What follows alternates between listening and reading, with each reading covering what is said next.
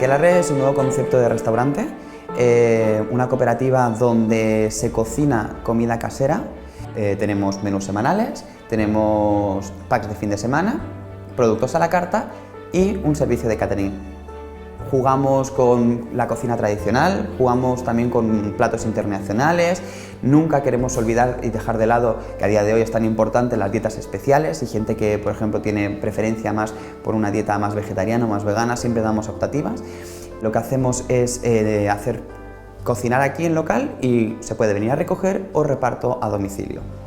Tratamos de trabajar con productos de cercanía, que sean de aquí, en lo posible del Prat. Tratamos de trabajar con verduras y frutas, con la zona de aquí, la carnicería, todo. En lo posible que sean productos frescos, productos de cercanía, productos que tú al adquirirlos también estés cooperando un poco con todo nuestro entorno. El comercio y todo esto que nos rodea y que tenemos que tratar de sacar adelante, más que nada por los tiempos que corren. Aquelarre surgió en plena pandemia.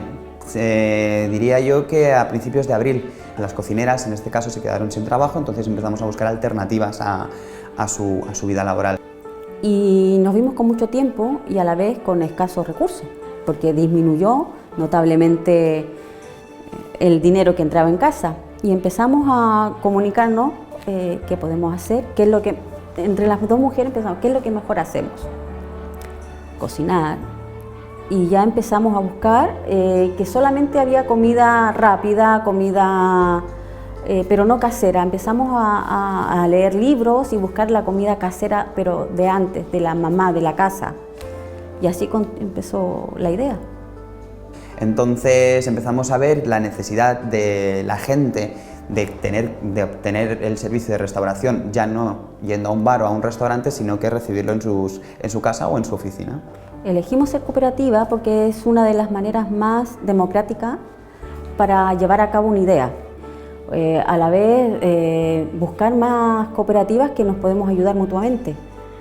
En parte es eso, es la igualdad, de que si yo opino algo, aceptar también la opinión del otro, que no sea solo un negocio, que no se vea solo como algo tan marcado como económico, sino que además que sea algo que te llene espiritualmente también. Para mí, personalmente, me encantaría llegar a eso, llegar a tener un crecimiento que me permita poder ayudar a los demás.